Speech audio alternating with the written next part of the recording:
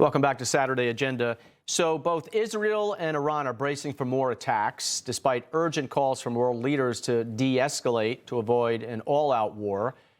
Joining us now is former Trump foreign policy advisor, Newsmax foreign policy analyst, and co-host of the War and Freedom podcast, Waleed Faris.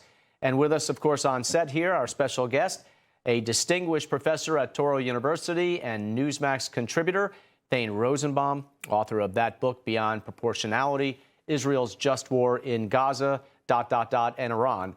So, Waleed, let me ask you, Israel's ongoing strikes have halted, at least for now, diplomacy between the U.S. and Iran. There's been word that Iran might have reached out to say, okay, maybe we should talk. That's according to Oman's foreign minister, who said that tomorrow's talks between Israel and Iran and with the United States are off, at least U.S. and Iran. But what about diplomatically? I mean, how does this move forward with the U.S. and Iran, now that the bombs have been dropping?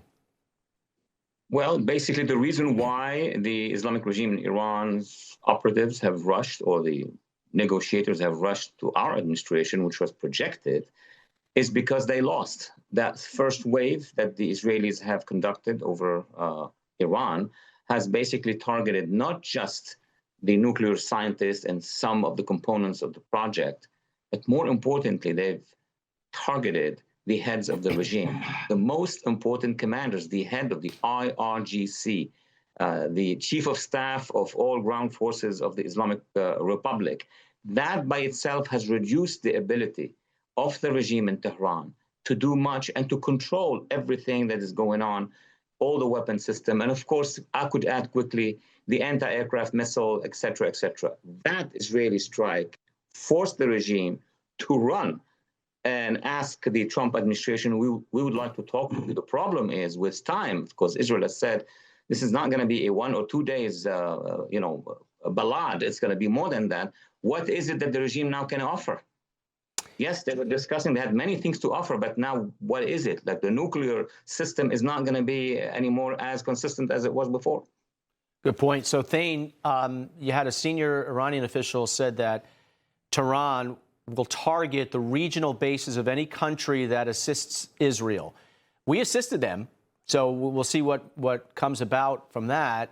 Iran, is accusing the U.S. of helping, and we did. We took down some of their missiles. What do you think happens here? Do you think Iran will find a way to target some of the U.S. bases or our allies? Well, the Ayatollahs are crazy, but I don't know if they're that crazy. That would be a big mistake. Right now, they're on their heels, and have the United States enter this war. It gives Israel a better chance to use bunker bombs that might, in fact, truly destroy the nuclear stockpiles and the capacity for enrichment.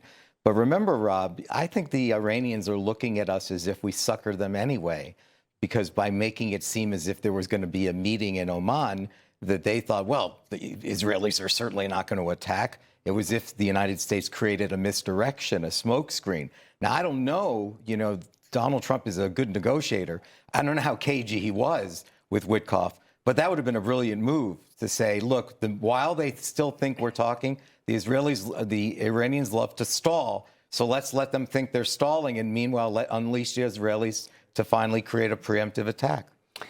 So, Waleed, Netanyahu was calling on Iranians to fight back against oppression groups. Take a look at what he said. The Islamic regime, which has oppressed you for nearly 50 years, threatens to destroy my country, the State of Israel. And the time has come for you to unite around your flag and your historic legacy by standing up for your freedom from an evil and oppressive regime. First of all, do you think Iranians actually heard that? And second, do you think that would spark them to take action in the streets or not? Number one, yes. We're not in 1999. We're not in 2009. A mass of young Iranians, you could see that on your Facebook, Instagram, are there by the tens of thousands. I'm not talking just about their diaspora in America and in Europe, inside Iran. I mean, you can see it on Instagram, people on the streets or in certain, circles inside their homes or their clubs, they are rejecting the regime. This is not something we can even like rediscuss. The majority of Iranians, up to 80%, but 60% of them are under the age of 22, 23. And they don't want that regime, which gives me one conclusion. That regime has no future. And it leads me to believe that two things are going to happen. Once they saw that the Israelis have degraded the power of the regime, it's not going to be today, tomorrow, after tomorrow. A few weeks from now, they're going to challenge that regime much more than what they did in 2022, 23.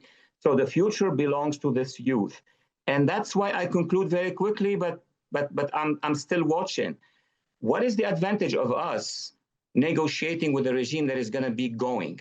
We need to start talking to the youth, to the Iranian people. We need a Reagan movement, a Reagan moment, actually, to tell Gorbachev to tear down that wall. And that we can do with our technology nowadays. A speech by our president, I can guarantee you, will change everything in Iran. Waleed, thanks for joining us. Thane, you're going to be sticking around, so don't you go anywhere.